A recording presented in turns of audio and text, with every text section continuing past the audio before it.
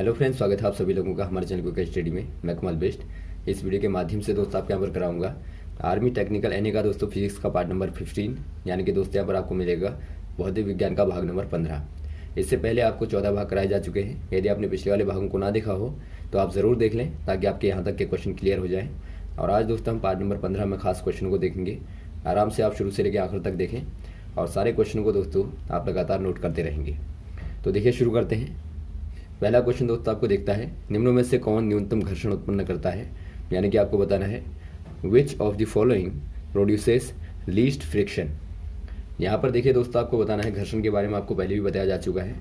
जो घर्षण होता है, मान लीजिए यहाँ पर कोई ब्लॉक रखा हुआ है और यहाँ से दोस्तों आप फोर्स अप्लाई करते हैं और बॉडी में मोमेंट होता है इधर की ओर।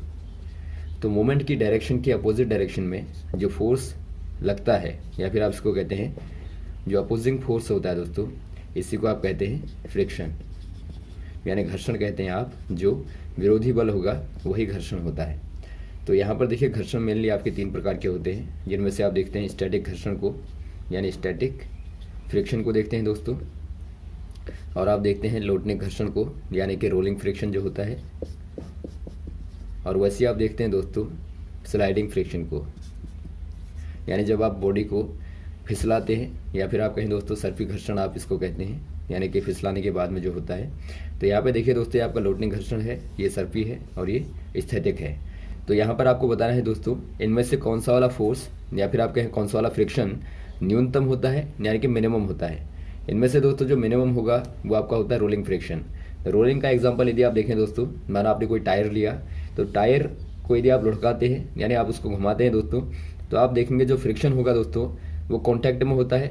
यानी कि जो कॉन्टैक्ट का एरिया होता है दोस्तों, जो रोलिंग में होता है, रोलिंग में जो कॉन्टैक्ट का एरिया होता है, एरिया दोस्तों मिनिमम होता है, यानी कि यहाँ पर कम से कम होता है औरों के मुकाबले। यदि आप स्टैटिक में देखें तो आप पूरी बॉडी को यहाँ पे मूव कराते हैं तो इतनी एरिया में लगता है पूरा, और वैसे आप यदि फिसलाएँ तो वहाँ पर भी दोस्तों इसके कंपेरिजन में कम होता है, लेकिन फिर भी वहाँ पर ज़्यादा लगता है। और यहाँ पर देखेंगे तो बहुत कम एरिया में यहाँ पर फ्रिक्शन लगता है। तो यहाँ पर आप रोलिंग कह देंगे, ऑप्शन नंबर बी वाला। नेक्स्ट वाला क्वेश्चन देखिए दोस्तों, एक वस्तु का दूसरे पर डैश लगाना बल है। यानी कि आपको बताना है dash exerted by an object on another is a force. एक प्रकार से दोस्तों आपको फोर्स की डेफिनेशन यहाँ पर बतानी है, यानी कि बल किसे कहते हैं।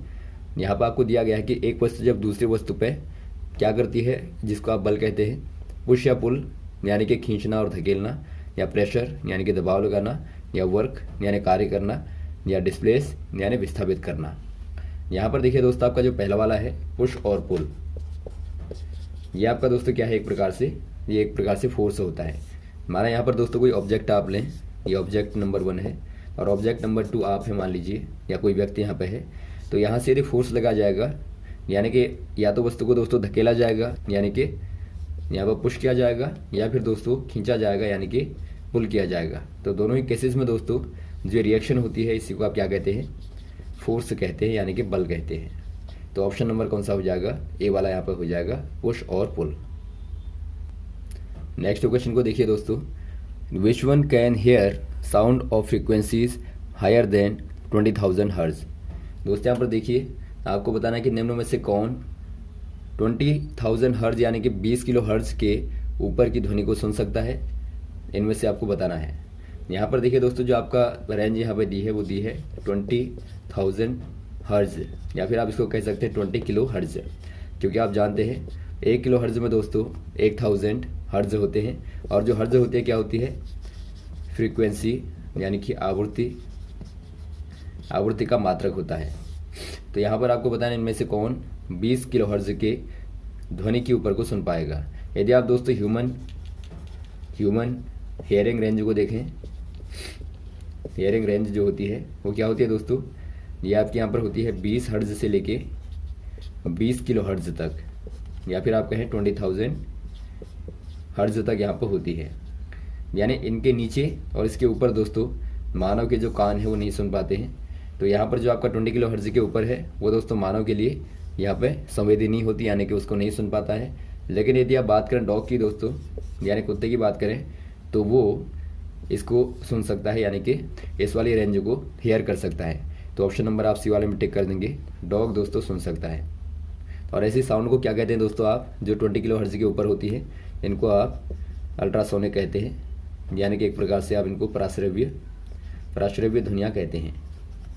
और जो आपकी नीचे वाली होती है उनको आप अश्रव्य ध्वनियाँ कहते हैं, और जो आपकी सुनने वाली होती हैं दोस्तों उनको आप श्रव्य ध्वनियाँ कहते हैं, यानी ऑडिबल साउंड कहते हैं। अगला क्वेश्चन देखिए दोस्तों, कृत्रिम उपग्रह जो पृथ्वी के चारों ओर घूमते हैं उनके लिए क्या यहाँ पे उनकी पोजीशन क्या होती है दोस्तों, उसके आधार पर क्वेश्चन पूछा गया है। यानी कि आपको पूछा गया है the artificial satellites revolve around the earth they are, तो इनके बारे में पोजीशन के बारे में क्या ट्रूथ है आपको बताना है। पहला दिया है दोस्तों आपको much closer then the moon, यानी चंद्रमा के बहुत नज़दीक होते हैं। दूसरा आपको दिया फार देन द मून, यानी चंद्रमा से दूर होते हैं। थर्ड आपको दिया फार देन द सन, यानी सूर्य से दूर होते हैं। और फोर्थ आपको दिया बिगर देन द अर्थ, यानी पृथ्वी से बड़े होते हैं। इनमें से आपका जो पहला वाला है दोस्तों much closer then the moon, यानी चंद्रमा के बहुत नज़दीक होते हैं, तो ये वाला आपका ट्रूथ है। यदि आप देखें दोस्तों जो अर्थ के सैटेलाइट होते हैं, यदि आप नेचुरल सैटेलाइट देखें दोस्तों, जो नेचुरल सैटेलाइट है उनमें से दोस्तों आपका मून आता है, इकलौता मून ही है, चंद्रमा ही है। यदि आप दोस्तों कृत्रिम को देखें, यानी जो आर्टिफिशियल है, मानव के द्वारा बनाए गए सैटेलाइट हैं, तो वो भी दोस्तों लगातार ऑर्बिट में, यानी कक्षाओं में दोस्तों घूमते हैं, ऑर्बिट में घूमते हैं। और जो ऑर्बिट होते हैं दोस्तों उनके, वो चंद्रमा के नियर होते हैं, यानी आप कह देंगे दोस्तों कि मून के यानी चंद्रमा के बहुत ही नज़दीक घूमते हैं। तो ऑप्शन नंबर पहला वाला आपका सही हो जाएगा। अगला क्वेश्चन यहाँ पर देखिए दोस्तों, अगला क्वेश्चन देखिए दोस्तों, जब प्रकाश प्रिज्म से पास होता है तो सर्वाधिक मोड़ने वाला रंग कौन सा है, यानी आपको बताना है which colour bends the most when light passes through prism. दोस्तों यहाँ पर देखिए कोई प्रिज्म आप लें, तो यहाँ से आप यदि लाइट को पास कराएं दोस्तों, यदि आपने यहाँ पर व्हाइट लाइट को लिया, व्हाइट लाइट को आप लेते हैं दोस्तों, यानी कि श्वेत प्रकाश को लेते हैं, तो आप देखते हैं ये क्या करता है दोस्तों, स्प्लिट हो जाता है 7 कलर्स में, यानी कि 7 रंगों में दोस्तों ये यहाँ पे स्प्लिट हो जाता है, यानी कि ब्रेक हो जाता है। तो यहाँ पर आप देखते हैं VIBGYOR को, यानी दोस्तों 7 रंगों में यहाँ पे बढ़ जाता है। तो आपको बताना है कि जो मोस्ट बेंट होने वाली होती है कलर होता है वो कौन सा वाला होता है। यहाँ पर देखिए दोस्तों जो बेंटिंग प्रॉपर्टी होती है वो एक प्रकार से वेवलेंथ पर डिपेंड करती है। जो लीस्ट वेवलेंथ होगा दोस्तों, या फिर आप कहेंगे शॉर्टेस्ट वेवलेंथ होगी, शॉर्टेस्ट जो वेवलेंथ होगी, वेवलेंथ कहने का मतलब है तरंग दैर्ध्य, जो होगी दोस्तों वो आपकी मैक्सिमम बेंट होगी, यानी कि सर्वाधिक मुड़ेगी। तो इसके आधार पर यदि आप देखें तो वॉयलेट जो होती है, यानी कि दोस्तों जो बैगनी कलर होता है वो क्या होता है दोस्तों, वो शॉर्टेस्ट वेवलेंथ का होता है, यानी कम से कम वेवलेंथ का होता है, तो ये सर्वाधिक बेंट होगा। तो ऑप्शन नंबर आप ए वाले में टिक कर देंगे, वॉलेट यहाँ पे दोस्तों राइट हो जाएगा। अगला क्वेश्चन देखिए दोस्तों, if incident angle is 45 degree what is angle of reflection, यानी आपको बताना है यदि आपतन कोण 45 डिग्री का है तो परावर्तन कोण क्या होगा। यदि आप देखें दोस्तों रिफ्लेक्शन को आप देखें, तो यहाँ से रिफ्लेक्शन हुआ, कोई रे आती है इंसिडेंट रे, यानी कि आपतित किरण जो होती है, और ये दोस्तों यहाँ को परावर्तित हो जाती है, यानी कि रिफ्लेक्ट हो जाती है, रिफ्लेक्शन हो जाता है इसका। तो यहाँ से आप यदि परपेंडिकुलर को डालें, यानी अभिलंब को आप डालें, तो यहाँ से जो एंगल बनेगा इंसिडेंट एंगल, और ये आपका दोस्तों रिफ्लेक्शन एंगल।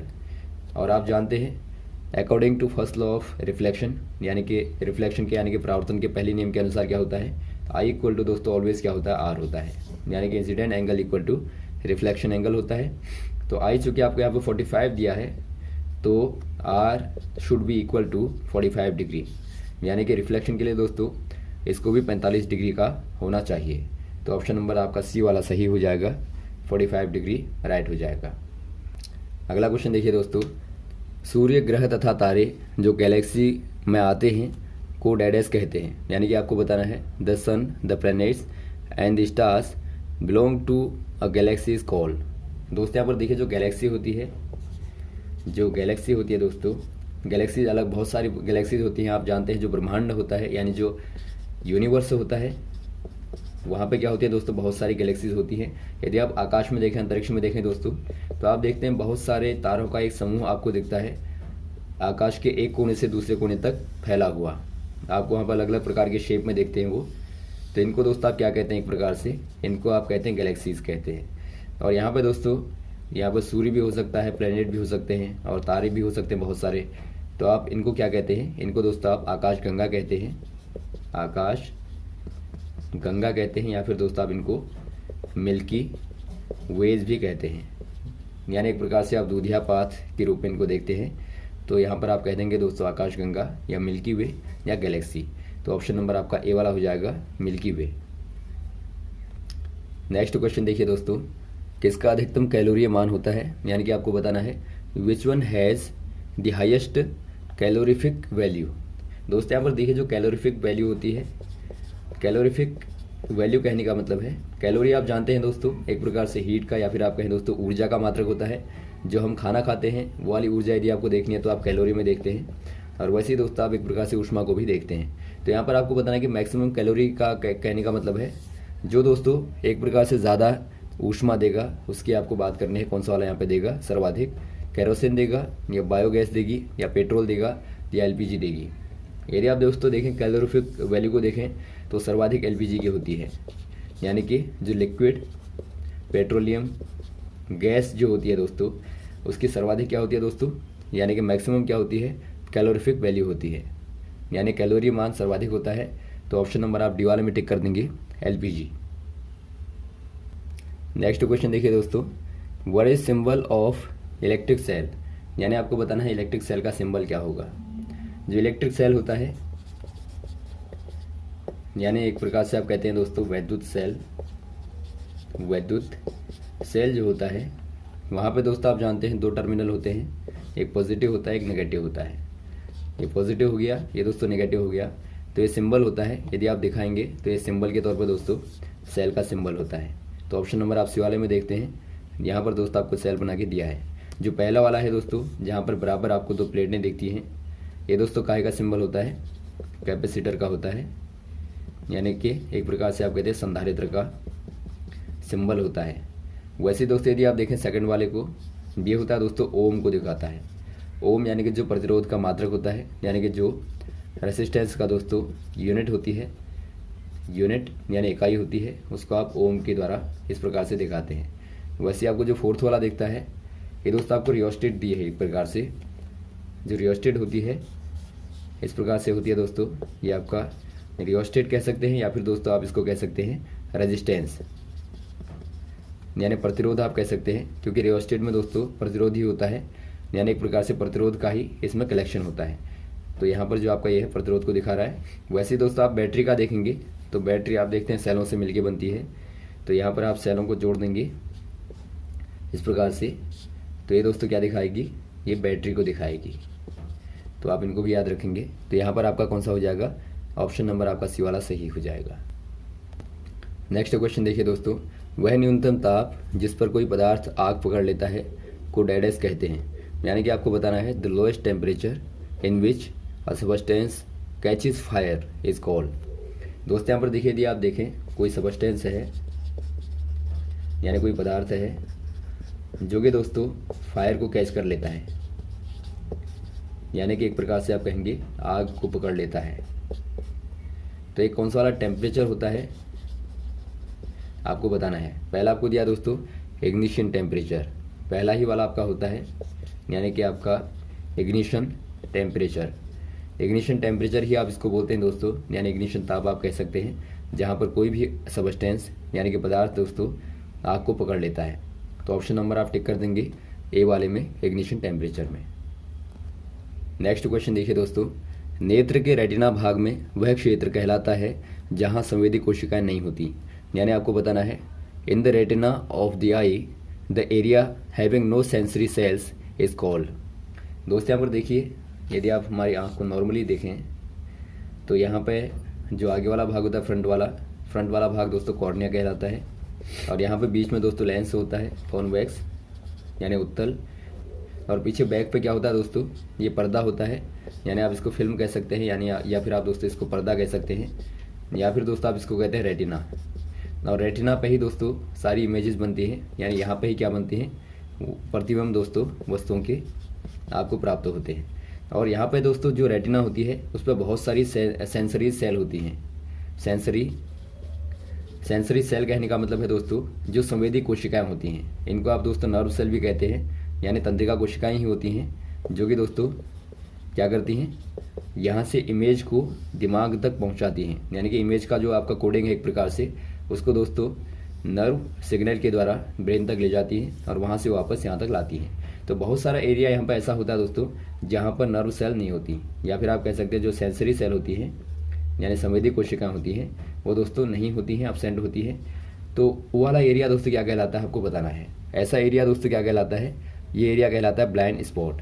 क्या कहलाएगा, ब्लाइंड स्पॉट कहलाता है, या फिर आप दोस्तों इसको कहते हैं अंध बिंदु। तो यदि दोस्तों यहाँ पर कोई ऑब्जेक्ट की इमेज बनती है, यानी मान लीजिए अंध बिंदु के एरिया पर बनती है जहाँ पर सेंसरी सेल्स नहीं है, तो वहाँ पर दोस्तों आपको ऑब्जेक्ट की कोई भी जानकारी प्राप्त नहीं होगी, यानी एक प्रकार से वहाँ पर आप वस्तु को दोस्तों नहीं देख पाएंगे। तो यदि यहाँ पे इमेज बनती है दोस्तों तो वहाँ पर आप ऑब्जेक्ट को विजन नहीं कर पाते हैं, यानी कि उसको नहीं देख पाते हैं। तो ऑप्शन नंबर कौन सा हो जाएगा, ऑप्शन नंबर बी वाला हो जाएगा दोस्तों। अगला क्वेश्चन देखिए दोस्तों, loudness of sound determined by. यदि आपको दोस्तों लाउडनेस निकालनी है साउंड की, लाउडनेस जो होती है दोस्तों आप इसको किससे डिटरमाइन करते हैं, यानी किसके द्वारा दोस्तों आप इसका पता लगाते हैं, आपको बताना है। पहला आपको दिया पिच, दूसरा दिया फ्रीक्वेंसी यानी आवृत्ति, तीसरा दिया एम्पलीट्यूड, चौथा दिया टाइम पीरियड। यदि आप साउंड की लाउडनेस को देखें दोस्तों तो लाउडनेस के लिए आप देखते हैं एम्पलीट्यूड को। ये आपका यहाँ से लेके यहाँ तक का जो है ये एम्पलीट्यूड यानी कि आयाम कहलाता है। तो आयाम के माध्यम से ही दोस्तों आप देखते हैं साउंड कितना लाउड है। यदि आपका दोस्तों मान लीजिए दो फिगर आपके पास में है, ये आपका फिगर है सेकंड वाला और पहला फिगर आपका ये वाला है, तो यहाँ पर आप देखते हैं दोस्तों जो ये लेंथ है यहाँ ज़्यादा है और यहाँ पे कम है, यानी यहाँ पर दोस्तों क्या है एम्पलीट्यूड मोर देन यहाँ के कंपैरिजन में, यानी कि यहाँ के मुकाबले दोस्तों यहाँ ज़्यादा है, तो आप कहेंगे ज़्यादा लाउड है, और ये दोस्तों कम लाउड है, कंपैरेटिवली ये दोस्तों कम लाउड है। तो इस प्रकार से आप लाउडनेस का पता लगाते हैं एम्पलीट्यूड के माध्यम से यानी आयाम के माध्यम से। तो ऑप्शन नंबर आप सी वाले में टिक कर देंगे, एम्पलीट्यूड यानी कि आयाम। और वैसे दोस्तों यदि आप बात करें पिच की, पिच होती है दोस्तों डिपेंड करती है फ्रीक्वेंसी पे, यानी फ्रीक्वेंसी कहने का मतलब है नंबर ऑफ साइकिल। जितने ज़्यादा साइकिल होंगे दोस्तों उतनी ही ज़्यादा क्या होगी, फ्रीक्वेंसी होगी। यदि आप दोनों को देखें तो यहाँ पर आप नंबर ऑफ साइकिल को देखते हैं ये ज़्यादा है, तो इसीलिए दोस्तों यहाँ पर पिच ज़्यादा होगी। और यहाँ पर आप देखते हैं कम साइकिल हैं, तो यहाँ पर दोस्तों पिच जो है वो कम होगी। आप खुद ही देख रहे हैं यहाँ पर इस प्रकार से आपको खुद ही दिख रहा है ये ज़्यादा एनर्जेटिक होगा या फिर ज़्यादा पेनेट्रेटिंग होगा, और ये दोस्तों कम एनर्जेटिक यानी पेनेट्रेटिंग होगा। और यहाँ पर दोस्तों टाइम पीरियड कम होगा और यहाँ पर टाइम पीरियड ज़्यादा होगा। तो ये भी आपको ध्यान देना है, यानी फ्रीक्वेंसी जितनी ज़्यादा दोस्तों होगी टाइम पीरियड का मान उतना ही कम होता है, क्योंकि आप जानते हैं फ्रीक्वेंसी जो है टाइम पीरियड की इन्वर्स होती है यानी व्युत्क्रम होती है। Time period inversely frequency. और एक क्वेश्चन और आता है दोस्तों लाउडनेस के आधार पे। लाउडनेस का जो मात्रक होता है क्या होता है, वो आप जानते हैं डेसिबल होता है। यदि आप साउंड को मापते हैं दोस्तों तो आप उसको डेसिबल में दोस्तों मापते हैं। तो यहाँ तक दोस्तों आप क्वेश्चन को तैयार करें, लगातार आपको क्वेश्चन बताते रहेंगे, हमारे साथ भी बने रहेगा। ओके, थैंक्स, जय हिंद, जय भारत।